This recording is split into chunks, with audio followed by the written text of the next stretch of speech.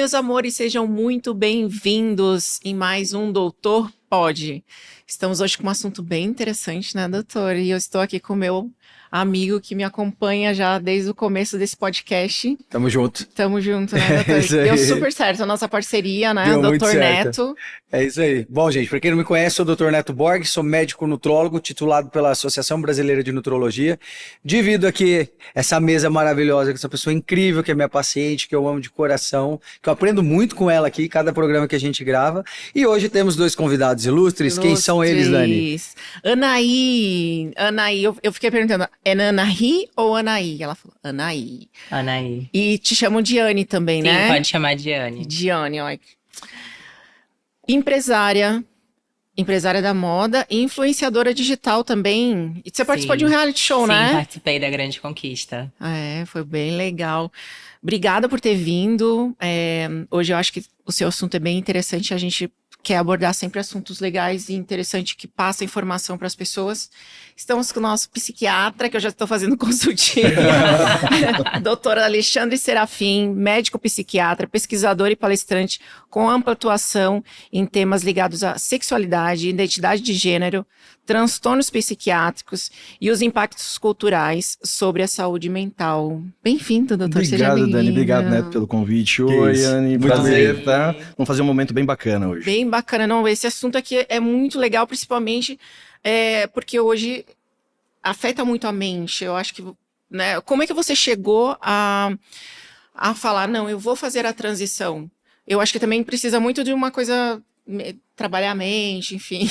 Sim, no meu caso foi algo que eu sempre senti desde a minha infância mesmo. Acho que pessoas que são como eu já têm isso dentro de si, Sim. sabe? E o processo da transição é um processo que são passos leves que você vai caminhando até você se tornar a mulher que você sempre sonhou. Sempre sonhou. Mas você teve um tempo de maturação de você falar assim, não, eu quero, ou você decidiu e falou, eu quero e vou fazer a transição? Acredito que seja, é um processo de tu saber quem tu é, mas é um processo também de aceitação e um processo de transição. Sim. Até ali, porque são muitos fatores envolvidos, sabe?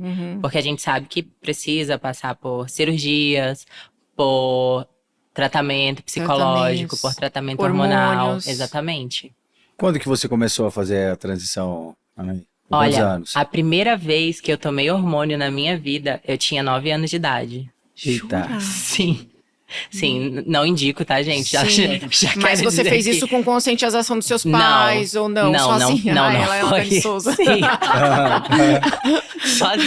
sozinha mesmo. Eu tive uma aula na 3ª série do ProErd, não sei se vocês lembram disso. E aí lá, eles falaram sobre testosterona e sobre progesterona, estradiol. E falaram que se encontrava em hormônios. E esses hormônios eram o quê? Anticoncepcionais.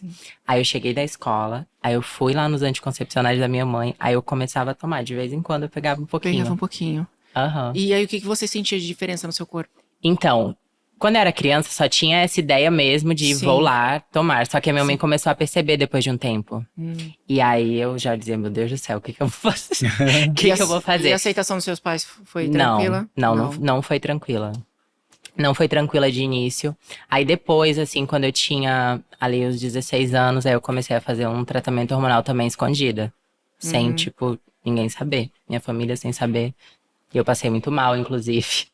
E com a orientação, doutor? Sim, até é bacana a gente atentar para os riscos que a Anne correu na época, porque tomar hormônio aos 9 anos de idade para alguém que sequer iniciou a puberdade e chamar a atenção para o sofrimento que provavelmente ela tinha na época, né? Hoje a gente fala sobre isso sorrindo aqui, né, Anne? Mas provavelmente foi algo bem doloroso para você também. Então, ainda sem a aceitação dos pais, eu falo muito em consultório, eu atendo muitas pessoas em transição de gênero.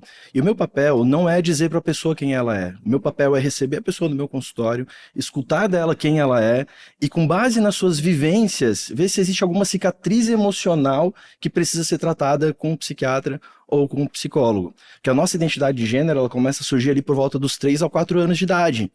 Então a pessoa já começa a ter noção de se identificar com o universo masculino ou feminino já com essa idade. Só que ninguém nasce sabendo conceito nenhum. Até uma pessoa trans, se descobrir trans é um processo muito demorado. A gente não nasce com esses conceitos na nossa mente. Então, até a pessoa saber que existe algo chamado transgeneridade, que ela pode se enquadrar naquilo, que pode passar por um processo de transição, é algo que pode ser bastante, além de delicado, bastante lento. Então, porque, assim, na cabeça de uma criança, pensando em mim, quando eu era criança, eu não pensava assim, nossa, eu sou trans. Não, eu pensava, eu sou uma mulher. Sim. Era isso que eu pensava na minha cabeça. Até entender que existia cirurgia pra mudança de sexo, que é o termo mais popular. Isso aí não passava na minha cabeça. Eu só não entendia por que eu tinha nascido em um corpo errado. É o que a gente chama de disforia de gênero, né? Que é quando a pessoa ela sente desconforto em relação ao gênero que foi atribuído ao nascimento, com base no sexo biológico. Gente, isso é muito... Eu tenho que trabalhar muito a mente para você poder se sentir como mulher. E eu acho, geralmente, sempre nasce, né? Porque todo mundo me pergunta, que nem principalmente homens que viram gays, né? Não sei se é esse o termo que fala, mas eu acho que também nasce, né? Sempre você já nasce. É uma característica que se é. Por que você não gosta da cor vermelho? Por que você não gosta de verde? Sim. Então é uma coisa que naturalmente não é que você se constrói. Vira, mas você já né? E é algo que não é totalmente biológico ou genético e algo que não é totalmente social, é uma mistura de ambos. Para vocês terem ideia, eu tenho uma paciente maravilhosa, está começando a carreira de modelo agora, 16 anos, linda. E ela tem um irmão gêmeo univitelino, ou seja, ela tem um gêmeo idêntico. Onde ela é uma menina trans e ele é um menino cis. Então não é genético, porque se fosse genético, ambos seriam trans ou seriam cis. Sim. Então é uma combinação de tudo aquilo que a gente nasce com os nossos genes e com o ambiente que a gente vai vivendo. Até porque gênero é uma construção social humana. Sim. Gênero não tem em qualquer outro animal do reino animal, da natureza. A gente é que coloca em caixinhas, a gente é que coloca roupinha rosa na cachorrinha, roupinha azul no cachorrinho, lacinhos nos cachorrinhos. Então o gênero é uma construção humana e nada mais justo do que a gente se identificar com o que a gente quiser, que a gente se entender. Exatamente. Essa questão da sexualidade, o fato, por exemplo, de eu ser gay, eu demorei muito tempo a me assumir, a me aceitar, que foi com 29 anos e para 30 anos que eu fui ficar com homem a primeira vez. Mas eu sempre soube, desde criança, desde muito pequenininho, eu sabia que eu era diferente. Sabia que eu não me enquadrava no meio dos meninos. E aí comecei a crescer, fui me desenvolvendo. Na adolescência, eu queria ficar com as meninas, mas eu também não podia ficar, porque senão iam falar que eu era gay, era um conflito interno gigantesco. E eu demorei muito tempo para poder me assumir e aceitar minha sexualidade. E é uma coisa que eu falo pro Rodrigo, Alexandre. O Rodrigo é meu marido, né? Que a Dani conhece. Eu falo, olha, eu não tive uma adolescência bem vivida. Por quê? A minha adolescência, eu passei por ela toda me forçando a ficar com mulher. Aquela fase onde os hormônios estão ali, aquele turbilhão de hormônios. Eu não tive isso. Eu não podia usufruir isso, eu não vivenciei isso com homens, eu tive que vivenciar isso com mulheres. O meu processo também foi muito difícil, minha mãe não aceitou quando eu contei que eu era gay, e aí foi aí que eu desenvolvi obesidade, enfim, foi um processo bem complicado. Mas eu acredito, você sabe muito mais que eu sobre isso, que a gente nasce e a gente entende que a gente é diferente ali do que as pessoas esperam de você desde muito pequeno, desde muito... exato. Quando comecei a ter consciência, sabe? É uma coisa que eu gosto muito de dar um outro exemplo, que quando eu me entendi como um homem gay, isso foi aos 17 anos de idade que eu abri para os meus pais, eu nunca tive qualquer experiência sexual com mulher, porque eu nunca tive nem vontade. E quando eu contei para minha mãe, ela perguntou, filho, mas como que você sabe que você não gosta de mulher se nem experimentou? Eu falei, mãe, a senhora já ficou com mulher? Ela, não. Então como é que a senhora sabe que a senhora não gosta? Boa. É a mesma situação, é a mesma Sim. situação. Não precisa experimentar para saber que não gosta, só de não sentir o desejo, isso já significa tudo. Sim. Então é o que é natural. Você passou por vários desafios, preconceitos? Sim, muito. Passei por muito preconceito, assim, na escola, porque você é diferente, né? Acho que na escola é uma fase ali bem marcante mesmo da nossa vivência. E assim, por exemplo, esse processo de trocar as roupas, por exemplo. Quando eu era adolescente, tipo, não dava pra eu ir trocando minhas roupas na frente da minha mãe. Eu ia na casa de amigas, e aí eu começava, e lá na escola eu já me maquiava. Já passava meu lápis, já passava meu rímel, e era aquela coisa assim. E aí o pessoal, né, ficava tipo, Mas teve alguma exclusão na escola? Não exclusão, assim, mas já aconteceu, por exemplo, de eu estar bebendo água e um garoto ir lá e bater minha cabeça, assim, no bebedouro. Já aconteceu. Ainda bem que hoje em dia isso tá muito mais aberto, mas eu imagino que na sua época, né, que nem na minha, era tudo não pode, cultural, aquela coisa bem, bem pesada. E aí, quando você decidiu fazer, você fez, quais foram, o que muda no corpo para você se transformar numa mulher? Olha, eu comecei fazendo o tratamento hormonal, Sim. né? Fiz o tratamento hormonal e aí eu passei a fazer cirurgias. A primeira cirurgia que eu fiz foi de prótese de silicone, que eu acho que, assim, era algo que eu pensava, nossa, eu acho que o meu corpo vai ficar mais adequado pro que eu quero. E eu fiz outras cirurgias também. Tá. Doutora, o hormônio, ele desenvolve os seios, não é? Desenvolve. Tem uma idade correta para poder fazer cada etapa do processo de transição, né? Qual a idade? Antes dos 16 anos de idade, que é quando já existe a identidade de gênero desde os 3, 4 anos, antes dos 16 anos de idade não se faz nada de forma hormonal. O que pode ser feito é um bloqueio de puberdade para que o indivíduo que sofre com a disforia de gênero, que tem esse sofrimento relacionado ao gênero, ele não se desenvolva nem como um corpo com características sexuais secundárias masculinas e nem femininas. Então pode-se bloquear a puberdade antes dos 16 anos de idade.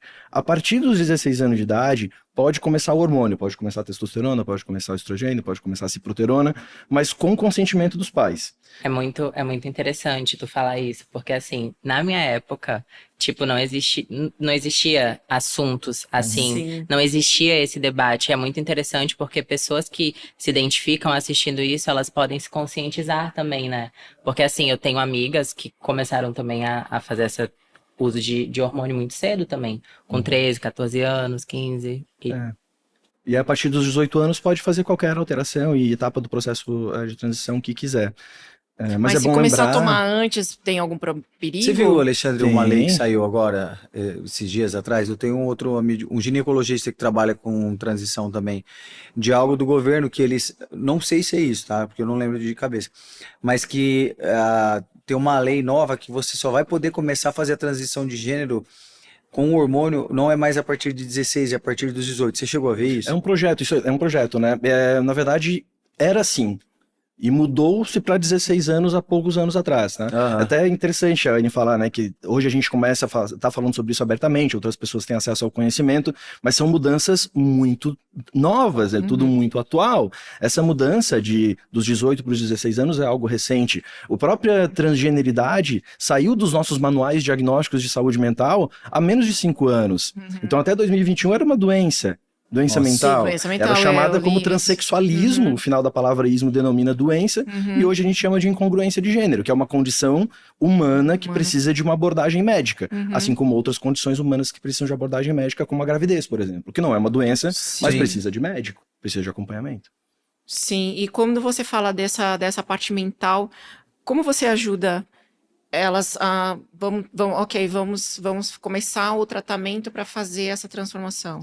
Dependendo da idade, dependendo de como a pessoa já chega com as informações no meu consultório, eu vou adequar a minha abordagem. Porque como eu falei, a gente não nasce sabendo conceito nenhum. Então, às vezes eu atendo um adolescente de 13 anos, às vezes eu atendo uma mulher de 28 que só está me procurando para receber um atestado para fazer a cirurgia de transgenitalização. A tal da mudança de sexo, que se fala, eu odeio esse termo. Mas só que, tipo assim, no popular é mais fácil. Popular. Porque é para falar redesignação sexual. A gente fala redesignação sexual, cirurgia de afirmação de gênero ou transgenitalização. São os 3 nomes mais adequaados. Eu esqueci sobre o que eu tava falando. Ele tem TDAH? Você é do nosso time, Alexandre? Ele é do nosso time, ele tem TDAH. E ó que o Alexandre é meu médico. Bom. Que bom, doutor. Não, mas a ideia de se você faz um acompanhamento, exatamente o que você...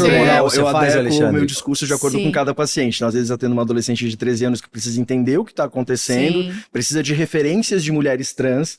Isso é muito importante. As mulheres trans, os homens trans, uma pessoa trans, ela precisa conhecer a sua história, precisa conhecer quem veio antes. Precisa saber quem é Rogéria, precisa saber quem é Roberta Close, precisa saber quem é Nani People. Então precisa saber quem é toda essa galera para entender a sua história, entender a evolução Eu vou te dos seus falar que, conceitos. assim, as minhas referências na época eram as Pony Cats. Juro. Que bom. As minhas referências, assim, quando eu assistia, eu me inspirava mesmo. E, assim, as minhas amigas também. Que legal. Tipo, era muito. Tanto que foi um movimento, né, no Brasil. E, tipo, eu te acompanho desde aquela época, obrigada. sabe? Quando o convite veio, eu fiquei muito feliz. Que legal, Já obrigada. aceitei de cara. Porque, assim, vocês inspiraram muitas mulheres e muitas mulheres trans também. Que legal. Nossa, eu Total. fico feliz, fico até arrepiada, gente. É Obrigada. Porque é bom você saber quando você fez um trabalho que, né, e você traz alguma coisa boa para as pessoas, isso Inspira, né? inspira, né? Isso é bonito. Mas assim, é que eu tô tão impactada porque ela é tão bonita, ela é linda, maravilhosa. Obrigada. E acho que, assim, você... Eu queria ficar bonita assim. Aí é com o Neto, aí é com o Neto. Né? Mas a mulher Anne, linda, né? além de ser Gente. muito bonita, é muito corajosa, porque tá falando sobre esse tema dessa forma tão aberta e tão clara. Sim. Isso é admirável, tá? É a primeira vez que eu falo Que assim, você tipo, fala? que eu venho em um podcast Aham. sério. Eu fui em um outro que eu não tive uma boa experiência, Sim. inclusive. Mas, assim, me abrir mesmo no reality que eu participei. Inclusive, eu fui a primeira mulher trans a participar de um reality, do reality que eu participei, da Grande Conquista. Sim. Isso foi muito marcante também. E eu acho muito bacana, porque tem um papel muito, muito especial na sociedade tu abrir esse espaço, né? Para as pessoas entenderem e se reconhecerem também. Se reconhecer. E também buscar as suas referências, porque muita gente tem essa curiosidade de saber o que você fez para conseguir chegar hoje nesse biotipo lindo, sabe? E tem muitas outras mulheres que também querem Sim, né? e que não necessariamente querem seguir um padrão estético, querem seguir apenas um padrão comportamental. Então tem outras referências, como Maite Schneider, ou então Márcia Rocha, que são mulheres trans bastante militantes, que têm empresas que ajudam mulheres trans a entrar no mercado de trabalho, que por mais que a gente ainda a gente esteja falando bastante sobre esse assunto, a gente vem num movimento no país bastante difícil em relação à transgeneridade. Eu comparo muito hoje como é tratada a transgeneridade, como era tratada os negros no passado. Que antigamente existiam clubes para negros, banheiros para negros, é mais ou menos o que tenta se fazer hoje com pessoas trans, que tenha banheiro para pessoas trans, times de esportes de pessoas trans, separar em categorias. E isso não é humano, né? Nós somos todos um só.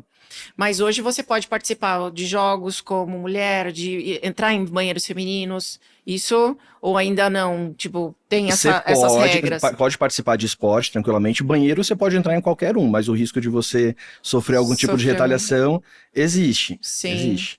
Mas tem todo o direito de usar o banheiro conforme a sua identidade de gênero. Anaí, a gente olha pra você, tipo assim, você parece uma mulher cis. Se você não disser, as pessoas não vão saber. O que você enfrenta na prática, né? Porque só você para vivenciar isso é a tua vida, mas o que você vive na prática que ainda te impacta de alguma maneira ou não? Você tem uma vida, ninguém percebe que você é uma mulher trans, você nunca sofreu nenhum tipo de preconceito depois que você fez a transição? Ou é como se as pessoas te vissem como uma mulher cis? Olha, eu acredito que assim, eu reconheço que eu sou uma exceção da regra, sabe? Eu acredito que existem muitos estereótipos, né, de pessoas trans. Então, hoje eu sou empresária, eu sou influenciadora, eu sou uma personalidade da mídia. Então, eu acho que são muitos pontos que de certa forma, me fazem ter uma vida mais normal. Então, assim, eu não costumo passar por situações mais delicadas. Tem essa questão da passabilidade, né? Que eu acho que pode falar disso com muita propriedade para eles. Passabilidade é o quanto uma pessoa trans não se passa por uma pessoa trans, que ela se parece com uma pessoa cis. Sim. Isso, e dependendo do contexto, é até um pouco ofensivo falar sobre passabilidade, né? Porque não é isso que exatamente busca uma pessoa trans. Só quer viver com dignidade. Sim. Mas a gente chama de passabilidade isso. O quanto uma pessoa trans não se parece uma pessoa trans. É claro que o que a gente passa não se compara com o que uma mulher trans passa, enfim, porque Mas é muito mais complicado. É aquela coisa, assim, eu acho que também é um processo. Porque hoje eu consegui, sim, me realizar como uma mulher, só que eu também já estive no processo de chegar onde eu estou. E quando eu estive nesse processo de chegar onde eu estou, eu já passei por N situações. Entendi. N situações muito difíceis, N situações muito complicadas. Eu chamo isso de escudo social, Anne. Você desenvolveu um escudo social para não ser atingida com qualquer tipo de comentário. Você tem a sua empresa, você tem o seu posicionamento, e isso dá às pessoas mais respeito a você. Sim, que sim. infelizmente não é o que acontece com a maioria das pessoas trans do nosso país. Né? Que mais de 90% das meninas trans do nosso país estão envolvidas com prostituição. Sim, ou outro tipo de marginalização. A idade máxima que chega de vida, a expectativa de vida é aos 35 anos de idade. Exatamente. Então a Anne é uma exceção à regra e muito corajosa por estar aqui, realmente. Sim. E fale mais, porque eu acho que esse é um assunto interessante. E tem muita gente querendo fazer essa transformação, e você vai ajudar outras mulheres, como, né, você se inspirando na gente. Acho que você também, que elas podem se inspirar em você. Sim, eu acho muito lindo quando eu recebo uma mensagem nas minhas redes sociais de meninas que são mais jovens ali, falando, nossa, Anne, eu me inspiro muito em você e tal. Elas fazem várias perguntas pra mim. Sim. E como você fala que você passou por esse processo, o que você teve que fazer para passar por esse processo? De adaptação no meu corpo? Isso. Eu fiz prótese, eu já fiz rinoplastia 2 vezes, tem uma cirurgia que existe que se chama feminização facial. Essa cirurgia, tipo, ela abre tua cabeça toda e aí ela molda novamente a tua estrutura óssea, o teu olhar, que existe umas diferenças do olhar mais feminino, de olhar mais masculino. Eu já fiz essa cirurgia também. Já fiz... Sério? Eu não sabia do olhar. Que legal. Existe. Existe pra você não ter um olhar masculino. Sim. Mas tem diferença do olhar? Tem diferença. Às vezes tem algumas protuberâncias em região frontal. Às vezes tem o palmo de Adão também, em reação. Aqui também no maxilar. No maxilar, aqui o rosto mais quadrado. Isso. Tá. Sim. O homem, ele tem um olhar um pouco mais fechado, digamos assim. Sim. Por exemplo, tu olha pra ele, ele tem um olhar, tipo assim, meio que mal, sabe? Sim. É uma característica... A mulher já tem um olhar mais suave, já, tipo, mais leve, mais feminino. Essa cirurgia serve pra isso. Então, você abriu, fez toda a feminização e ficou lindo. Ficou muito bom. Eu acho que eu vou fazer. Lindo. Como é que foi o pós? Muito dolorido? Nossa, o pós é horrível. Você fica assim com a cara toda inchada, seu olho não abre. É bem complicado. Sentiu muita dor? Aí o olho fica meio vermelho também. Senti. Quanto tempo de recuperação? Quantos dias você ficou em... Acho que 1 mês. 1 mês? 1 mês, mais ou menos. E o que mais que você teve? Porque quando você começa a tomar os hormônios, você começa os hormônios, a tomar... Quando tu toma o hormônio depois de um tempo, o teu corpo já começa a mudar, tipo assim, o teu corpo fica com mais curvas, né?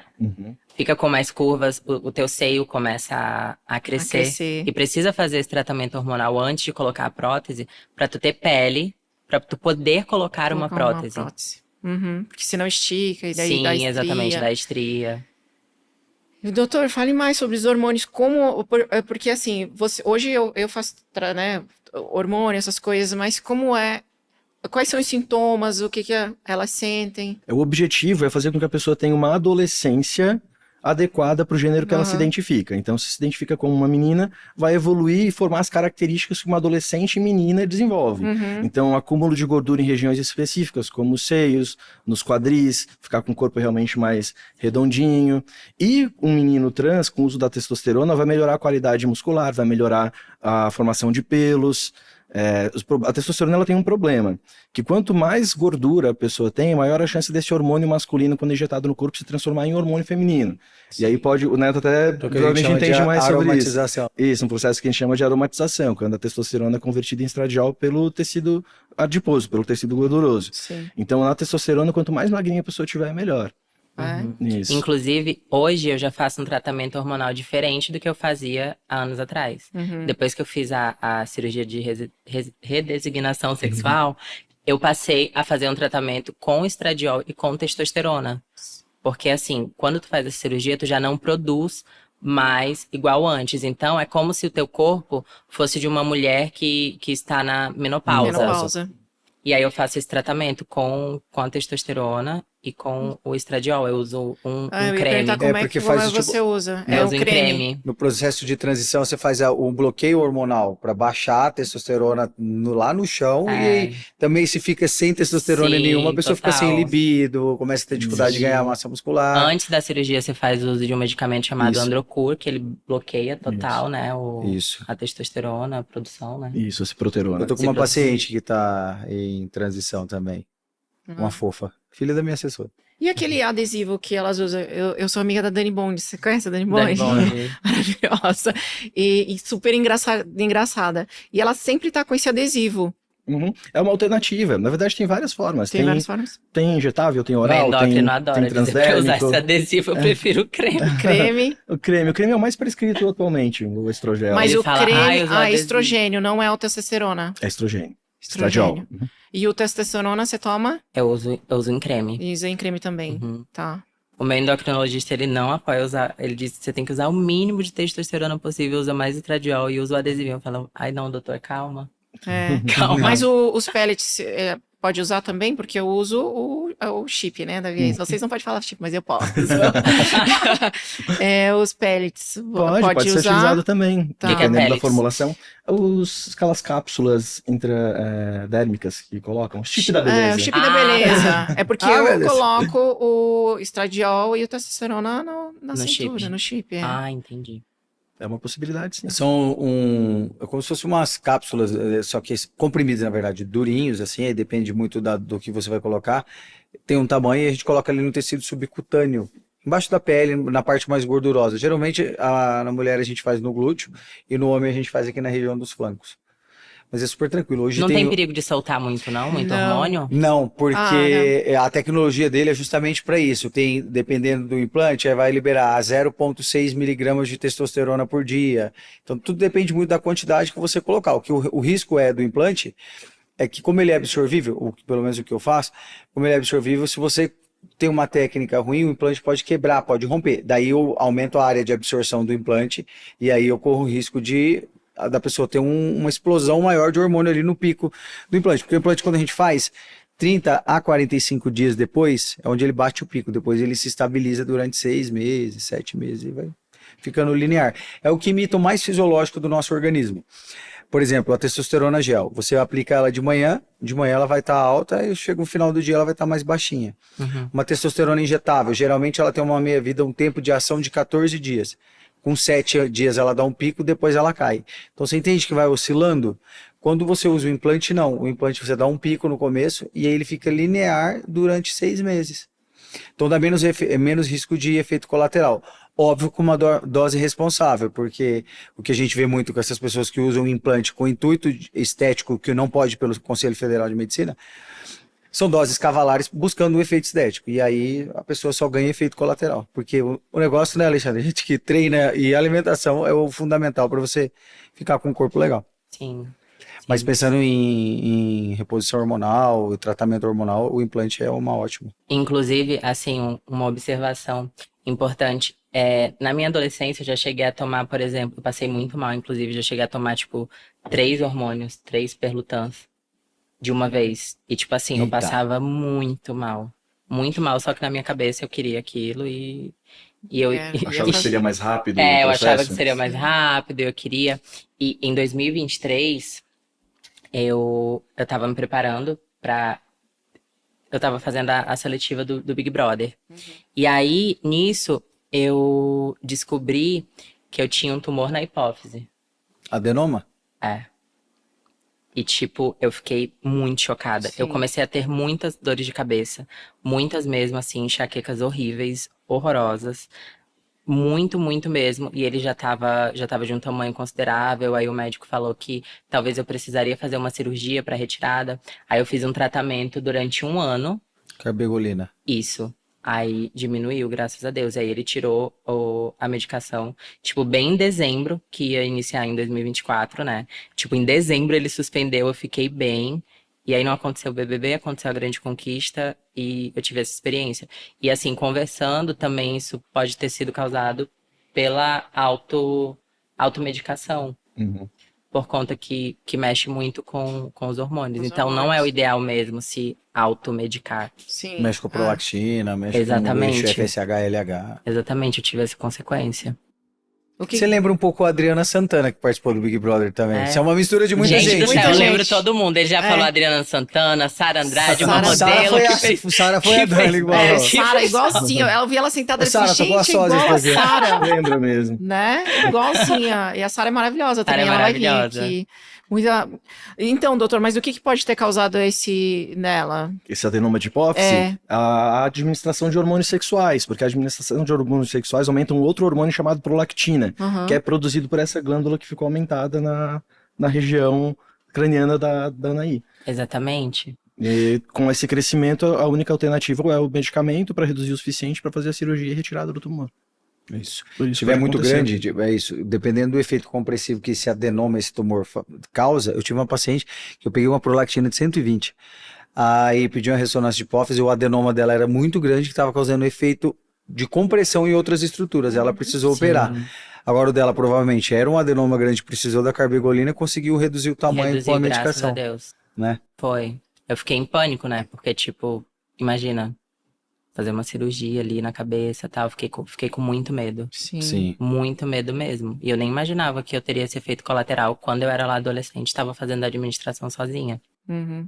A importância do acompanhamento Do médico. acompanhamento Sim, médico. total. Mas hoje eu você faço. fez alguma tratamento psicólogo, psiquiatra, alguma coisa assim, pra te ajudar nessa transição? Sim, fiz. Só que assim, eu venho de uma família muito humilde também, né? Eu sou Sim. do Acre, sou do interior do Acre. Então, não tinha muita informação na época.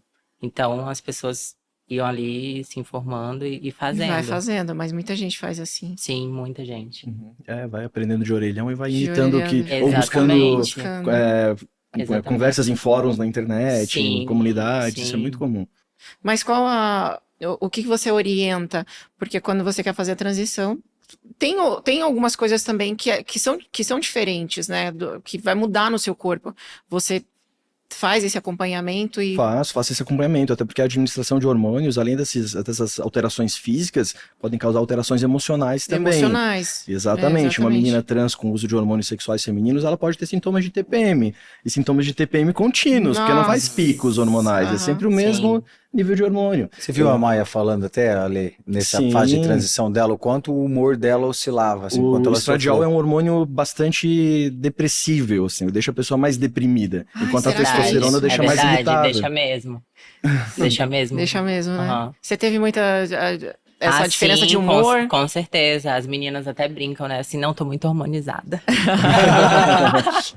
Hoje é até interessante, né, tu falar da Maia, porque hoje a gente tem exemplo de algumas meninas que mostram o seu processo de transição na internet, né? A Maia teve um sumiço e apareceu já com todas as mudanças, e hoje tem a Isabela Longuinho, que mostra certinho como tem sido o processo de transição dela. Muita gente critica, mas eu acho bastante interessante ter esse acesso na internet. Até porque tudo que ela mostra é com acompanhamento, ela não tá sozinha, então eu acho bacana.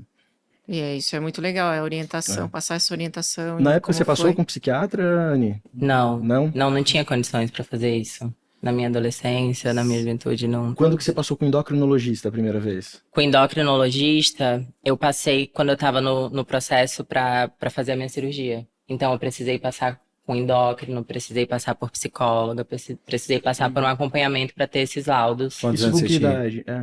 Eu tinha 20. Entendi. Desculpa a pergunta, Até mas os quantos 20 anos você anos. tem hoje? Oi? Quantos anos você Tenho tem? 31. 20. Até os 20 parece. se hormonizava Sim. por conta, então. Entendi.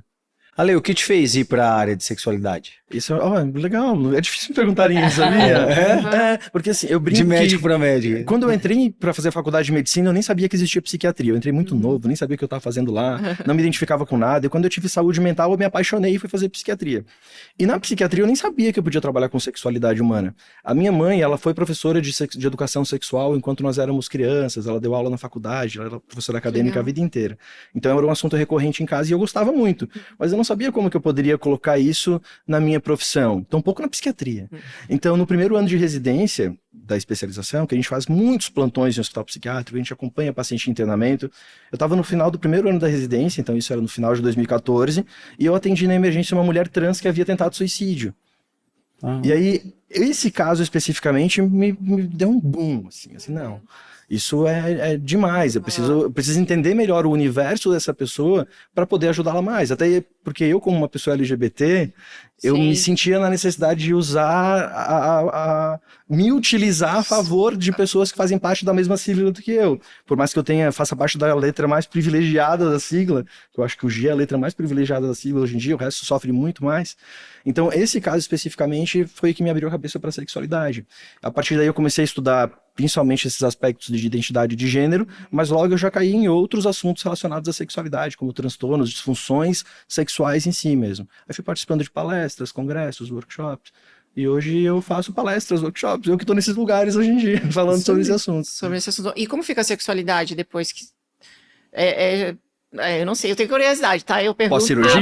Para uma pessoa que não entende, né? Pós-cirurgia. Pós-cirurgia?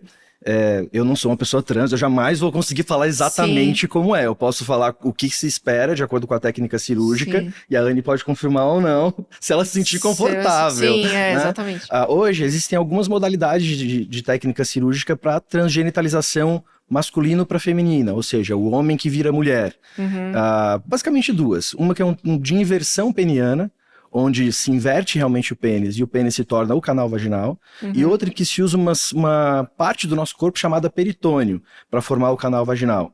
Cada uma das duas vai ter um impacto na sexualidade diferente. Ambas prometem a manutenção da satisfação sexual. Sim. Mas uma delas é um pouco mais indicada para ter mais segurança nesse aspecto. Mas, a princípio, essa cirurgia de homem para mulher é para manter a função sexual absolutamente normal. O que é um pouco diferente na cirurgia mulher para homem, porque construir uma neovagina, que é como a gente chama o órgão genital de uma mulher trans, construir uma neovagina é mais fácil do que construir um neopênis. Um novo pênis, uma faloplastia. Porque o que se utiliza para fazer o tamanho do pênis numa cirurgia de mulher para homem é o tamanho do clitóris. E o clitóris, por mais que ele aumente com o uso de testosterona, ele não aumenta o suficiente para ficar o tamanho de um pênis da média da população brasileira, que é 13 centímetros. Então não fica um neofalo muito bonito esteticamente e nem funcional. Tanto que muitos meninos trans, eles gostam e preferem até, ao invés de fazer essa cirurgia, fazer apenas uma outra cirurgia, que é uma cirurgia de reposicionamento da uretra. A uretra feminina é bem para baixo, por isso que a mulher faz xixi sentada. Sim. Mas aí esses homens trans, eles querem colocar a uretra mais frontalizada para poder fazer xixi de pé. E só o fato de fazer xixi de pé já traz mais conforto para a própria pessoa. Olha só, eu não sabia, mesmo sendo médico, eu não sabia dessa cirurgia. Reposicionamento da uretra. É simples. Fazendo a mastectomia e o reposicionamento da uretra, muitos meninos trans já ficam bastante satisfeitos. Quando eu fui fazer a minha cirurgia, eu sempre pensei que eu gostaria de ter algo funcional. Então, eu pesquisei muito, vi indicações de amigas, de pessoas que já tinham feito com o médico que eu fiz. Então, assim, graças a Deus, a minha cirurgia deu tudo certo e é funcional. A Laricinha é bonitinha ali, tudo no lugar e funciona. Eu tenho orgasmo, tenho sensação, tudo. Tem a sensação de orgasmo? Sim. Que legal. E você ficou mais sensível? Porque a mulher hoje tem que ser muito no toque, né? Sim, total. Com certeza. E eu acho que também ali o ato sexual é uma realização muito, muito pessoal também. Sim. Sabe? De tu estar ali completamente como tu se sente. Então isso é muito incrível. Tá. Você já tá namorando? Como é que tá? Eu fui casada. Como é que tá o coração? Eu fui casada. Você foi casada? Sim, Sério? eu fui casada por 9 anos. Que legal. E aí, ano passado, a gente separou e eu tô solteira tem uns 6, 7 meses por aí. Mas não vai ficar muito tempo, né? Porque... Exatamente. Assim, no mercado desse jeito, deve estar cheio de gente querendo ocupar esse espaço, né? Exatamente. E você já pensou em ter filhos? Sim, pensava em ter no meu casamento, a gente pensava em ter filho. Só que uma coisa, inclusive, que eu me arrependo na minha vida, de não ter congelado material genético para eu poder ter filhos com a minha própria característica. Então, assim, se eu posso deixar uma dica para quem tá assistindo, congela o teu material genético para tu poder ter filho futuramente. Eu não tinha a cabeça que eu tenho hoje, com 20 anos, você tem uma cabeça totalmente diferente. Mas hoje eu já tenho o pensamento de construir uma família, de ter filhos. Então, é muito importante fazer isso. Fazer isso. Eu tava lendo que hoje, quando você faz a transição, teve um caso, eu não sei se é, que a mulher consegue até amamentar. A amamentação até consegue, mas não vai ser um leite materno com a qualidade de um leite materno. Ah, entendi. Né? Porque o leite... É porque sai leite do peito. a gente chama de galactorreia, não é exatamente a saída de um leite materno. Sim. Sai um material parecido com leite, mas por conta do aumento desse hormônio que a gente chama de prolactina. Mas não é um leite materno, então pode ter a sensação de amamentar. Mas é legal, né? Você poder, né, amamentar, porque... É uma experiência de mulheres, né? Que as mulheres têm que ter, engravidar e também poder amamentar. Eu acho que é uma coisa bem... Mas outra coisa que eu costumo falar muito em consultório e que às vezes é dolorido para uma pessoa trans, tá? Que uma pessoa trans nunca será uma pessoa cis. Assim como né? Então tem limitações e que precisam ser reconhecidas e respeitadas. Sim, total. A primeira mulher trans que fez os processos de transição se chama Lily Elbe, que é uma europeia. Eu assisti o filme. A garota dinamarquesa. Maravilhoso. Esse filme é ótimo. A garota dinamarquesa. Muito tocante, a garota dinamarquesa. Você me manda. É muito lindo. Muito emocionante. E ela morreu. Ela fez vários procedimentos para transição de gênero, mas ela morreu em um dos procedimentos mais arriscados por conta do desejo de ser mãe. Ela morreu durante uma tentativa de transplante de útero. Sim. Então, existem certas limitações. Sim. Hoje em dia existem estudos falando sobre o transplante de útero, mas Lily Elbe é da década de 20, né? Então a gente tá aqui 100 anos depois. O transplante de útero, né? Já existe o transplante de útero. Mas para mulheres cis, até onde eu saiba. Não sei se isso é aplicável para mulheres trans. Eu assisti o filme e eu não lembrava dessa parte que era... Não sei se o filme não fala. Não no fala, filme né? não fala mas sobre o que mostra é. que é a cirurgia, né? Que ela vai fazer uma cirurgia. Mostra que ela faz a cirurgia e não volta. Mas é um Esse filme é lindo, não? Eu assisti acho que umas 3 vezes já. É interessantíssimo. Super bonito. Assiste, você vai gostar muito. O ator que faz é sensacional. Ele faz um filme do... Como é que é o nome daquele físico de cadeira de rodas que... Stephen Hawking. Isso, ele faz também esse personagem no outro filme que é maravilhoso. O cara manda muito bem. Manda muito bem. E você tem alguma dificuldade, alguma coisa que você queira falar? Porque, às vezes, até pra gente perguntar, a gente não tem muito essa experiência, ou, né? Eu tenho uma coisa que eu até queria te perguntar, porque, assim, eu tenho a Dani e tenho um outro cabeleireiro que também é praticamente uma mulher. Mas, geralmente, pra mim, às vezes eu chamo a pessoa pelo masculino. Não sei porque, é inconsciente, você acaba, isso é cultural, isso, porque a Dani quando ela fala amiga, e que eu falo amigo, e ela fala amiga, então ela me chama a atenção, e acho que tem muita gente também que deve errar algumas coisas assim. Olha, eu acho que assim, ó, por exemplo, depende muito da forma que tu conhece a pessoa. Por exemplo, tem familiares, o familiar, ele te conhece desde quando tu era criança ali. Então, é um processo, eu acho que vai da gente entender se a pessoa fez isso na maldade. Se a pessoa não fez, sabe? Eu acho que são situações muito isoladas. Mas eu acredito que se uma pessoa ela tem ali a aparência feminina, se ela se mostra para o mundo, eu acredito que ela vai sempre preferir ser chamada no feminino mesmo, que é a forma que ela se identifica. Sim. Mas assim, por exemplo, a minha avó, que me conhece desde muito tempo, tal, a minha família toda, há muito tempo já, me trata no feminino, mas foi um processo também. Não foi tipo assim, do dia pra noite, gente, sou Anaí e vocês, todo mundo a partir de hoje. Não, a realidade não é essa. Sim. É um processo que as pessoas têm que entenderem também, tanto do lado de lá quanto do lado de cá. Não, na hora que eu falo, sabe, porque parece que saiu e eu já me culpo na hora. E é muito ruim, porque você às vezes tem que ficar se policiando com uma pessoa que você gosta. Você conheceu ela cis? Não, é porque a Dani, eu não sei se a Dani fez, a Dani não é trans. Não, mas a mulher trans, ela não necessariamente ela precisa ter feito a cirurgia. Entendi. De Tá bem, essas resignação de informações sexo. é importante, porque a gente não, eu não sei, não sabia, né? Quem que é mas ela... Dani?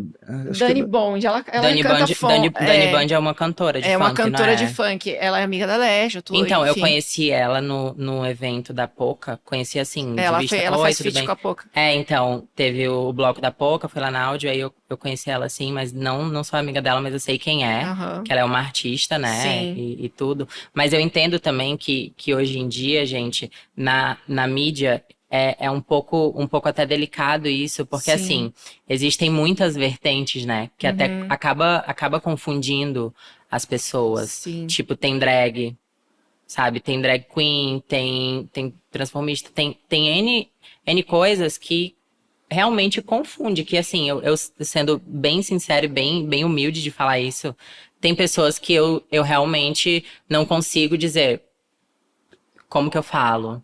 Porque existem pessoas, vou dar um exemplo aqui.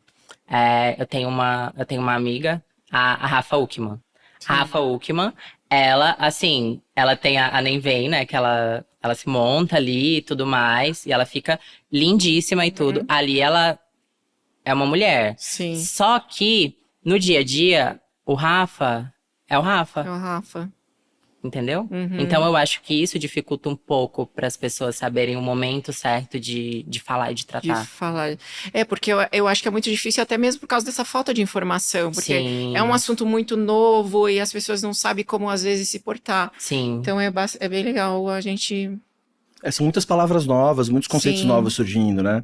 Mas interessante o Neto falar essa situação de não necessariamente precisa da cirurgia para ser considerado uma mulher Sim, trans. sim. Basta apenas a identificação com o gênero. Com o gênero. É o Se que vestir basta. de mulher já... Porque antes se falava muito que mulher trans era quem tinha feito a cirurgia. Quem não tinha feito a cirurgia era travesti. Mas a travesti, aliás, é a travesti, não é o travesti que muita gente acaba errando. Sim. A travesti é um termo nosso aqui, da América do Sul, na verdade, né? Que é utilizado para se referir a mulheres trans. É a mesma coisa. E hoje tem se utilizado mais como um termo até político, para desmarginalizar o termo. Sim. Mas na dúvida de como chamar a pessoa, pergunta. Perguntar não é ofensivo. Fala assim, como é que você Sim. prefere que eu te chame? E assim, eu acho que a gente sempre sente o tom que a pessoa tá Sim. falando, sabe?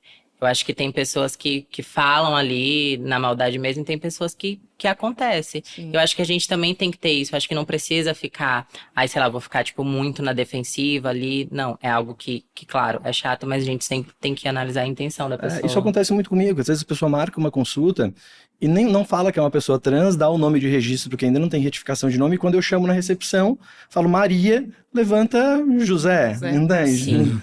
Aí eu fico sem jeito, falando, como é que você prefere que eu te chame? Não, Sim. daí fala o nome social, no caso. Aí, Mas tem alguma coisa que vocês não gostam, que te irrita, ou que você fala... até para conscientizar as pessoas mesmo, sabe? Para passar essa informação. Que te incomoda, ou... Olha, Eu ia falar, acho que o caso dela, aquilo que a gente falou que aquela hora, ela tem a questão da passabilidade, ninguém percebe, Sim. né? Acho que talvez na tua fase de transição você Sim. possa ter passado por algum problema relacionado a isso. Sim, com Mas uma coisa certeza. que talvez seja interessante você dizer pra gente, né, pra quem tá assistindo aí de casa, que conselho você daria pra uma menina, pra uma mulher trans, pra uma jovem trans hoje que tá iniciando o processo, o que você faria diferente hoje? Você pode levar de uma mensagem boa para essas pessoas? O que eu faria diferente, com certeza, hoje em dia, a saúde pública do Brasil já atende pessoas trans, né? Tu pode procurar fazer um acompanhamento hormonal com um profissional. Não se automedicar como eu fiz, até porque eu me abri aqui de uma complicação que eu tive depois de muitos anos. Então, é muito importante tu ter esse acompanhamento profissional com toda certeza. E você fazendo a sua cirurgia, congele seu material genético para você ter filhos, porque hoje em dia eu não posso ter filhos, e se eu tivesse congelado eu poderia ter uma barriga solidária e poderia ter filhos com minhas características. Acho que isso são as maiores lições que eu posso passar para pessoas que estão nesse processo. E hoje a sua vida é normal, não tem problema nenhum, a transformação ela não te trouxe alguma coisa que você fala assim, não, isso... Se arrependeu de nada. Se arrependeu de nada. Sim. Um arrependimento, igual eu te falei, Sim. de não ter congelado mesmo, porque eu gostaria de ter filhos e eu não posso. Isso é algo que me dói um pouco. Dói um pouco. Sim. Bom você falar isso. Porque muito se fala sobre o risco da pessoa começar um processo de transição e se arrepender depois. E isso é o que muitos pais trazem em consulta com medo do filho iniciar ou da filha iniciar o processo de transição e ocorrer esse arrependimento, mas isso é um processo de negação dos próprios pais, né? Mas é possível ocorrer o arrependimento, mas não é o arrependimento por ter feito a transição, é um arrependimento pelo insucesso de alguma das etapas do processo de transição. Ou hormonioterapia que não foi suficiente, ou uma cirurgia de prótese que não ficou adequada, ou uma cirurgia de transgenitalização que também não ficou boa. Então, geralmente, o arrependimento vem desses momentos. E eu, aproveitando que perguntou um conselho para Anne, eu também gostaria de dar um conselho. Claro, você trabalha com isso. Para qualquer pessoa LGBT, nem só para pessoas trans, mas assim, tenham aliados. É necessário que a gente tenha aliados nesse processo de autodescobrimento e de autoafirmação em sociedade. Aliados não necessariamente são a nossa família. Muitas vezes a família não serve como aliado, não dá apoio nenhum, inclusive até desmotiva ou desmerece, joga para baixo as chances de fazer um processo de transição ou de autoaceitação. Meu pai ficou sem falar comigo um tempão, assim. Mas não foi expulsa de casa, não teve esses... Não tive isso, mas, tipo, meu pai não falava comigo. Sim. A minha mãe, eu falei pra ela, eu tinha 13 anos de idade. Em 12, 13 anos por aí. Ela falou, eu já sabia. Porque, tipo, geralmente a mãe sempre sabe. E o pai também sabe, mas não quer aceitar. Comigo, engraçado, foi o contrário, claro que da transição, mas quando eu contei que eu era gay aos meus pais, a minha mãe não aceitou de jeito nenhum, foi super problemático. Meu pai falou, eu sempre soube. Nossa, sério? E sempre soube, e eu só esperava o seu momento de contar. Ele falava assim, você não parava com mulher nenhuma, eu já teve namoradas lindas, incríveis. Eu falei, cara, tem alguma coisa, não de errado, mas tem alguma coisa de diferente com o neto. Então, quando eu contei pra ele, foi muito tranquilo. E é engraçado, os pais conhecem os filhos que têm, né? Eu acho que eu tinha uns 13 anos de idade ali, eu sou de uma cidade de 4 mil habitantes no interior do Paraná, muito pequena. E aí meu pai me levou numa parte mais alta da cidade, assim, com 13 anos, eu não entendi direito o que ele quis dizer lá na época, mas depois eu entendi. Ele falou assim, você tá vendo essa cidade? Você tá vendo isso aqui? Ele falou, isso aqui não é pra você. Isso aqui é muito pequeno pra você como pessoa. Ele falou, você não pode nunca deixar de ser quem você é, de a sua felicidade de lado, pensando no que as pessoas vão pensar de ti. Ele falou, eu te vejo em outro lugar, eu te vejo em um lugar grande, então filho, vá ser feliz. Nossa, mas não tocou em nada de... Meu pai, cara, não tocou em nada de sexualidade. Quando eu contei pra eles que eu era gay, a primeira coisa que meu pai falou, você lembra quando eu te levei lá na fazenda, lá naquela parte alta e te falei aquilo? Eu falei, eu lembro. Ele falou, era sobre isso que eu tava falando. Ele falou, o mais importante de tudo na minha vida é ver você feliz. E eu sabia o filho que eu tinha. Então meu pai foi fundamental. E a minha mãe, que é muito amorosa, cara, parece uma galinha choque em cima dos filhos. Hoje ela veste a camisa, assim, sabe? Mas a minha mãe foi muito difícil, ela não aceitava de jeito nenhum. Minha mãe e eu, a gente ficou quase sem se falar praticamente durante um ano. Tem muito essa questão também de ter netos, né? Sim, não, e um discurso da minha mãe, eu falo pra ela, você sabia que eu era gay? Porque eu lembro uma vez assistindo Casos de Família, aí o filho foi contar pra mãe que ele era gay. Aí, inclusive a Márcia Goldsmith é minha paciente, que ele conta, não conta, acabou o programa, ela virou pra mim, ela falou assim, e você, tem alguma coisa pra me contar? Eu com 13 anos, minha mãe me oprimia, cara, minha mãe ficava assim, imagina um homem bonito que nem você, se fosse gay, o que as pessoas não iam falar? E não sei o que, mas Deus me livre, não é, né? Sabia também, ela fala que não, ela fala, não é, mas sabia. Mas o meu pai foi muito querido, muito carinhoso, me acolheu muito. Mas eu acho que essa negação da mãe pode ser, porque tem aquilo de, o que a sociedade vai falar, eles vão maltratar meu filho. Total. Isso, minha mãe tem muito isso. Superproteção, eu acho. Ela demorou a entender que eu conseguia me defender sozinho, sabe? Que ninguém iria me oprimir, eu ia saber me posicionar, demorou. Mas o medo dela era esse. E os meus 2 irmãos, tanto mais velho, eu sou do meio, quanto mais novo, são faixa preta de jiu-jitsu e eram muito machistas, mas muito. Ela me oprimiu 1 ano falando, você não vai contar para teus irmãos não vão aceitar, até que um dia eu surtei, eu falei, eu não aguento mais, eu peguei um avião do Rio, fui pro Paraná, mandei meus irmãos me buscar no aeroporto, eu cheguei e falei, olha, é isso. Os 2, cara, caíram num choro, ele, pelo amor de Deus, Neto, a gente achou que você tava doente, tá acontecendo alguma coisa, que a gente quer ver você feliz, não interessa com quem você vai dormir ou não, e hoje... Eles são os héteros mais gays que eu conheço. Incríveis, são incríveis. Engraçado que quando eu falei pra minha mãe, quando eu tinha 13 anos, eu falei pra ela tudo. Aí ela falou assim pra mim, tudo bem, eu já sabia, mas não se veste de mulher. Tipo, ela já teve essa trava. Essa resistência, sabe? né? Tipo, ela pediu, pelo amor de Deus, não faz isso, que não sei o quê, que não sei o quê, que não sei o quê. E isso me bloqueou muito, sabe? Porque ela já falava, o que as pessoas vão fazer na rua, tal. Porque eu acho que muitos pais também têm esse lance da defesa do mundo, né? Do mundo afora. Comigo foi meio parecido, Anny. Quando meus pais souberam, eles tiveram, foi um mês assim, mais sofrido, e depois já super tranquilo. Minha família é demais. Mas meu pai falou isso. Quando ele soube que eu era gay, ele falou, agora só falta querer deixar a unha crescer e se vestir de mulher.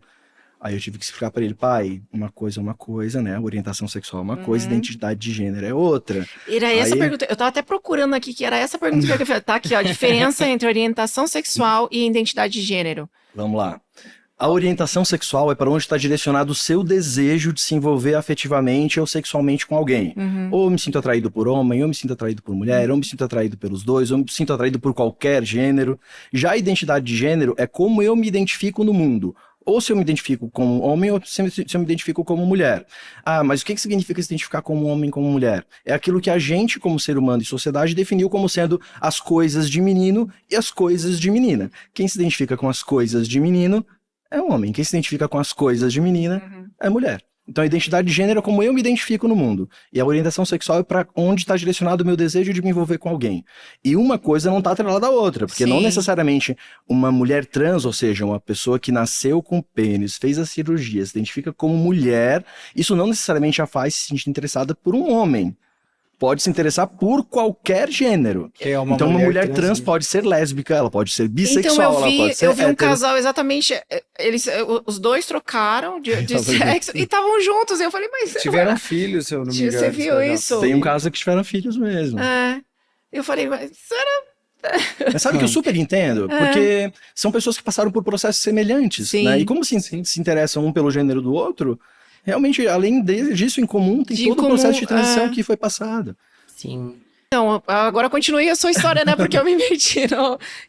Agora eu me diverti. Que você tava contando pro seu pai, que seu pai te chamou.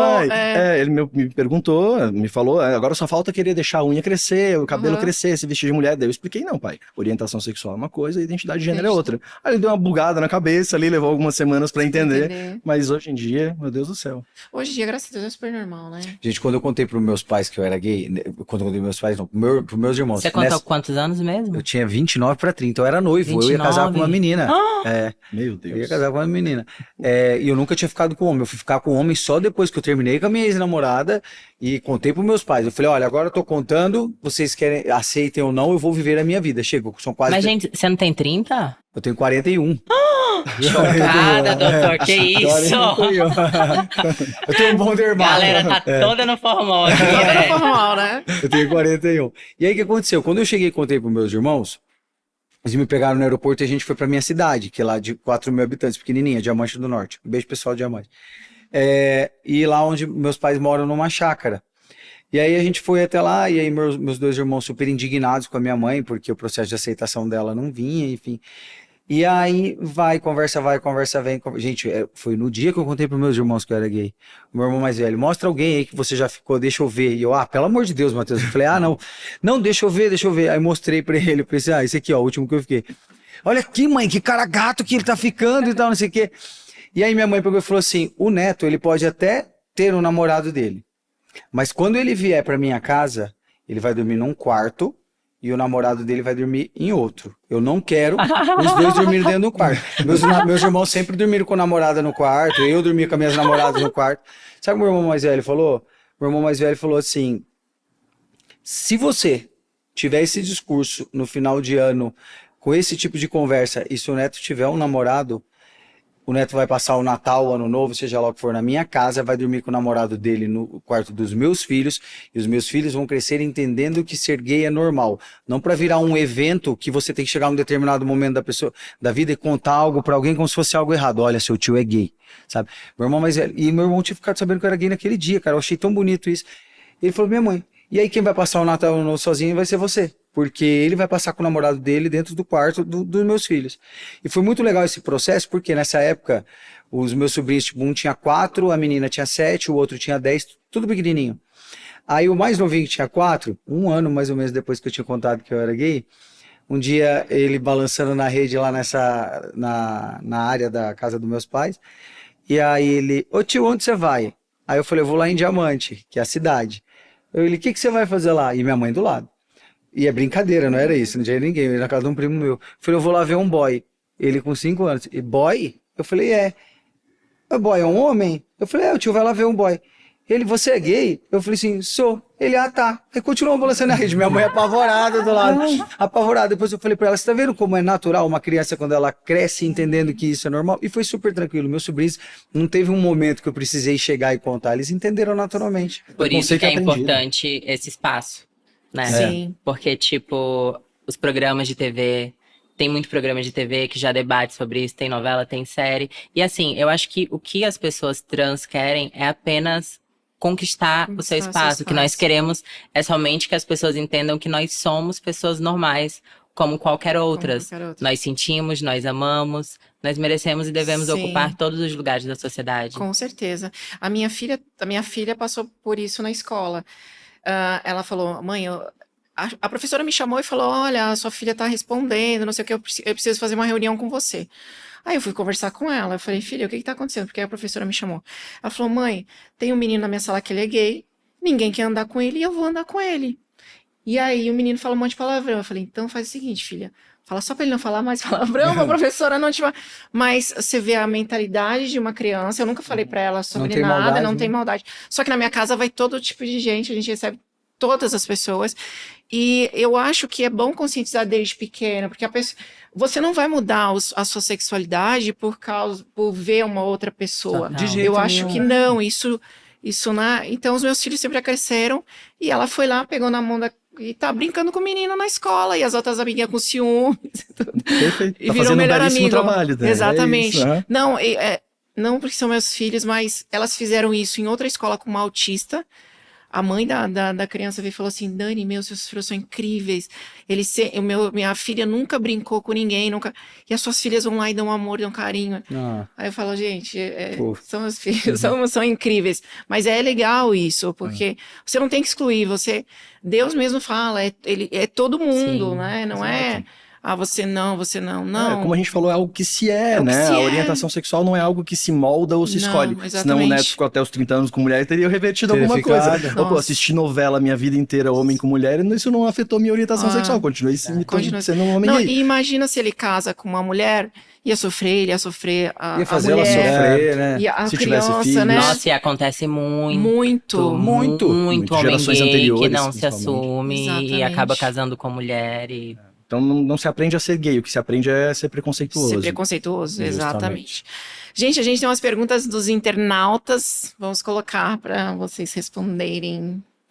Edna, como abordar a sexualidade com meus filhos sem despertar curiosidade? Olha, bem o que a gente estava falando. A educação em sexualidade, eu falo educação em sexualidade, o que chamava-se antigamente como educação sexual. E quando fala educação sexual, se refere apenas ao sexo. Educação em sexualidade é referente ao autoconhecimento e o respeito ao próximo. A gente aborda a sexualidade com crianças e adolescentes conforme a demanda, conforme o que eles trazem pra gente. Você não vai dar uma aula sobre órgão genital masculino e feminino para uma criança se essa não foi uma dúvida que surgiu da parte dela. Você vai tirar dúvidas que surgirem de acordo com a idade. E essa educação em sexualidade de acordo com a idade também é o modelo de educação em sexualidade que a gente pretende passar nas escolas. Não é inclusive, não é uma disciplina que se pretende colocar nas escolas, é um modelo de educação que a gente chama de transversal, que são assuntos que estão presentes em várias disciplinas, mas falando sobre sexualidade, como, por exemplo, falar sobre aparelho genital e reprodutor e sexual feminino e masculino nas aulas de ciências, falar sobre direito das mulheres na aula de geografia, então abordar assuntos de sexualidade nas diferentes disciplinas. Mas a pergunta especificamente, a resposta seria abordar de acordo com a demanda que for surgindo, com a curiosidade que for surgindo. Porque eu acho, a minha mãe não me ensinou, então eu tenho uma grande dificuldade. Como eu vou falar? Como eu vou abordar isso com os meus filhos? E eu reclamava, falava, eu não tive essa orientação, então como agora eu vou orientá-las? Então, é um assunto bem... Tá vendo o Neto, a história do Neto, do sobrinho, por exemplo? É um boy? É um homem? Você é gay? Sou. Então tá, pronto, então já foi educado em foi sexualidade a demanda dele, momento. né? Foi a curiosidade dele, justamente. Mas entrar sobre... Como nós, mães, temos que reagir, entrar mesmo no assunto, falar, explicar. As coisas que eu explico é tipo assim, se algum adulto vir tocar em você, não pode... Exato. Entende? Porque como eu fui violentada, então eu morro de medo dos meus filhos, mas Eu não consigo ter essa abertura para chegar e falar assim, olha, assim, assim. Você fez o básico e bem feito, que é se ensinar que é pra pessoa, pra criança, que o corpo dela é dela. Pronto, a partir daí, demandas que forem surgindo. Não precisa sentar, filhos, hoje a mamãe quer falar com vocês sobre sexo, como se coloca a camisinha, né? Não é assim. Então vai como como demanda. demanda, natural. Próximo, Monique, como faz para uma mulher que pode ficar com libido alta, igual ao do homem? Só reposição de testo? Como faz para uma mulher ter uma libido alta igual ao do homem? Não é só reposição de testosterona, porque a libido não vem apenas do uso de testosterona. A libido, ela é algo multifatorial, a gente diz. O que significa algo ser multifatorial? É algo que depende de múltiplos fatores para existir. Então, depende da questão hormonal? Depende da questão hormonal. Mas depende também do contexto de vida que a pessoa está inserida e depende principalmente do relacionamento que ela está envolvida. A maior causa de diminuição da libido e problemas sexuais é o próprio relacionamento. As pessoas não dialogam. Então não é só reposição de texto, é toda uma abordagem multiprofissional. Às vezes tem que ir no psiquiatra, tem que ir na psicóloga, tem que ir num fisioterapeuta pélvico para trabalhar toda a região da pelve para ter melhor prazer no local. Então não é só reposição de testosterona, não. Mas eu vou te falar que assim, o uso da testosterona é um caminho bem alto, porque assim, passar o cremezinho dá um pouquinho de calor com mais facilidade. Na verdade. É que existem vários fatores, como eu falei, que podem alterar. E de acordo com a idade, um dos fatores provavelmente está mais envolvido. Uma mulher jovem com diminuição da libido, dificilmente é por conta de testosterona, sabe? Eu vou te falar que, por exemplo, se eu não uso, eu fico meio que sem energia. Sem energia. E eu treino, né? Então, tipo, eu treino 4 vezes por semana, 4, 5. Então, tipo, a texto me ajuda muito a ter essa vitalidade, sabe? Perfeito, mas é isso mesmo. Ainda mais você que não tem nada, né? A Anne passou pela cirurgia de transgenitalização. A Anne não tem produção de hormônios sexuais masculinos. Onde tinha, não existe mais. Então precisa ser colocado de alguma outra maneira. Dá até uma depressão sem tomar, viu? Uma mulher cis, imagino que seja uma mulher cis, né? Não fala ali. Monique. Ela produz hormônios sexuais masculinos ainda. Sim. Mais do que a Anne. A Anne precisa mais do que essa mulher. Tem mais perguntas? Madalena.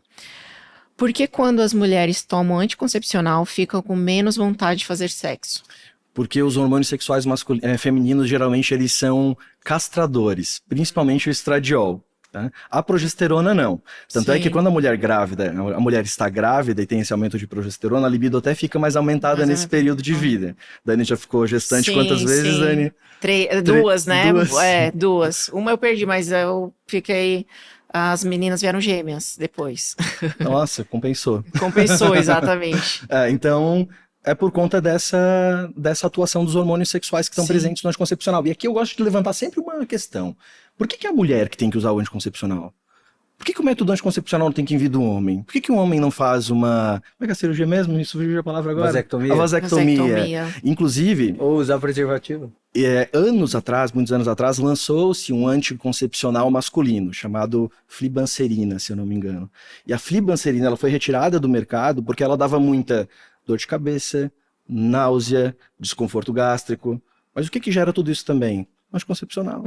Aí a mulherada tem que sofrer ao invés dos homens sofrerem. Tem até machismo envolvido nisso aqui. E uma coisa que é importante o anticoncepcional faz também, ele aumenta uma proteína chamada SHBG.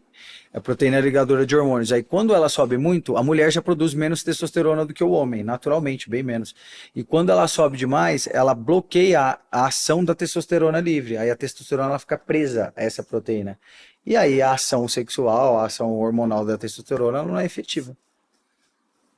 Perfeito. É isso. Perfeito, gente. Muito obrigada, viu? Foi um prazer receber vocês. Nossa, passou muito rápido, né? Passou muito. Passou rápido. E é um assunto tão gostoso de você falar, porque assim, a gente tem curiosidade, querer saber como é. Eu amo falar sobre isso. Eu também, eu adoro falar. E esse é um pontinho para falar de sexualidade. Tem, assim, é um mundo, um universo extenso para ser conversado. Não, mas vamos vir mais vezes, vamos falar sobre os assuntos. A ideia aqui sempre é passar informação e a gente, né, orientar também, porque eu acho que falta muita orientação. A gente não sabe, né? As pessoas não sabem, então precisa... Quero agradecer a vocês. Obrigada, doutor. Obrigada, Naif. Amei, viu? Você é linda, maravilhosa. Volte sempre. Está sempre aberto aqui para vocês virem falar sobre qualquer assunto. Né, doutor? É isso, gente. Muito obrigado, muito obrigado. Um prazer conhecer um pouco mais da sua história. Alexandre, que é um psiquiatra, gente, que eu conheço há tempo, já é meu psiquiatra, uma pessoa que é referência na área. Gente, muito obrigado mesmo. Aprendi muito com vocês aqui. Aprendemos, né, Dani? É fácil cuidar dele, doutor? Tranquilo. Tranquilo. Porque ele é muito bonzinho, né? Hoje em dia Tá controlado. Hoje em dia Tá controlado. Mas eu que agradeço o convite, foi muito gostoso mesmo. E quero reforçar de novo a coragem da Anne. Tá, Anne? Sim. Parabéns mesmo, assim. Me tornei um grande admirador teu depois de hoje. Obrigada. Fundo do coração. Obrigada. Mas tem que falar, tem que sair falando mesmo. Tem que falar. Tem que hablar. E a Anne também você tem uma loja de roupa, né, Anne? Tenho sim, inclusive Conte meu pra look é nós. da Anne Store. Adorei, achei lindo. É o meu nome, vou te mandar um look de Me manda, presente me depois. manda, me manda. Isso fica em Moema também. Fica em Eu tinha uma Moema, loja lá em sim, fica em Moema. Moema. E aí você vende roupa coleção sua mesmo ou não? É multimarcas. Multimarcas, São multimarcas. legal. Fica do lado do shopping Ibirapuera. Tá. Na rua da minha casa. você É, na acredita? rua da casa Vou dele. lá fazer uma visita. Tá. E como influenciadora, hoje você tá fazendo faz eventos, alguma coisa ou não? Sim, eu participo de alguns programas de TV, crio conteúdo sobre moda, lifestyle, fitness. Linda. E você, doutor, que você é só psiquiatra ou você também cuida de... Não, eu atendo, faço consultório, tenho as consultas psiquiátricas, mas hoje em dia eu sou muito envolvido com palestras, cursos, workshops. Legal. E sou bastante ativo também no Instagram, não sou um influencer, mas sou bastante ativo no Instagram também. Fala dos teus cursos, Ale, super interessante. Tenho cursos disponíveis, tenho um curso de imersão em sexualidade para curiosos, pra gente que quer entender mais sobre sexualidade de uma forma ampla. Tenho um curso de autodesenvolvimento também para se autodesenvolver em 21 dias. Então, produzo bastante conteúdo digital. No Instagram sou bastante ativo, como eu falei, eu coloco caixinha de perguntas toda semana. Surgem as perguntas mais bizarras que vocês possam imaginar. E ele responde. E eu respondo, não tô nem aí. A gente vai trazer essas perguntas, doutor. Um dia a gente vai fazer só perguntas muito boas. Perguntas e respostas dessas Eu perguntas. vou te falar que as pessoas pedem muito que eu vá pra um outro reality. Só que eu acho que se eu entrar... A gente tava falando sobre a experiência de quase 3 meses. Tu participou da Fazenda já, né? Tu ficou quanto tempo mesmo? Eu fui até a 10ª roça. Até Quase 2 meses e meio. 2 meses e meio, 2 meses e meio. Tu sabe que a gente sai meia meia bagunçada, né? Acho que se eu bagunçada. fosse pra um outro, eu entraria do jeitinho que o Capes gosta. Só na nossa A gente conversa ali conversa fora. Porque o que acontece lá mexe com todos os seus sentidos, né? Total. Porque às vezes você tá tranquila, mas às vezes até de a pessoa respirar do seu lado, você... Tem uma televisãozinha, né? E aí as dinâmicas nada, ali, né? Que as dinâmicas te obrigam Exatamente, a quando falar. tava tudo calmo, eles faziam uma dinâmica e todo mundo se matava. Exatamente. E lá aflora muito os seus sentimentos, enfim. Você brigou bastante? Eu não vi o seu. Nossa, demais. Eu entrei tranquila. Eu sou tranquila, sabe? Sim. Tipo, só que aí se vier... Aí eu já... Solta as cachorras. Tem que ser, né? Hoje em Sim, dia a gente tem que se defender. Sim. Tá, fale seu Instagram, deixe o seu recado. Meu @ é Anaí Rodrigueiro em todas as redes sociais, no X, no Instagram, no TikTok. Vocês podem me encontrar lá. Linda. Doutor, Maravilhosa. deixe seu Instagram também. Meu Instagram é dr.alexandreserafim. Vou seguir agora. Já vou seguir. Faz perguntas na caixinha, tá? Faz perguntas, exatamente. Faz as perguntas que a gente vai fazer essa... Doutor Serafim Neto? Doutor responde. dr.alexandreserafim. Ah, tá. Misturou Serafim com Neto. Alexandre Serafim. Galerinha, também quero agradecer vocês, a participação, as perguntas. Tô vendo que vocês estão interagindo bastante com a gente. Vão deixando seus recados, vão curtindo, mandando aí para as outras pessoas para assistir a gente, falar se estão gostando do nosso podcast. Né, doutor? É isso aí, pessoal. Aproveitem os cortes que a gente está colocando no Instagram da Dani, no Instagram do Dr. Pod. Encaminhem para outras pessoas que vocês acreditam que possam ajudar de alguma maneira. E isso aí, interajam com a gente, mandem mandem do doutor pergunta. que eu quero seguir também, O né? meu @ é drnetoborg, BORGH. Já, pronto. Achou? Achei, Com a já camisa estou preta, seguindo. Nossa, já foi obeso? Já! Meu Já Deus. pesei 140 quilos. Meu Deus! Não, a Dani eu já sigo, né? Já tem muito tempo, então tá tudo certo. Linda, maravilhosa. Gente, muito obrigada, Muito obrigado, viu? gente. Beijo, galerinha também, muito Obrigada, obrigada, viu? gente. Tchau, tchau.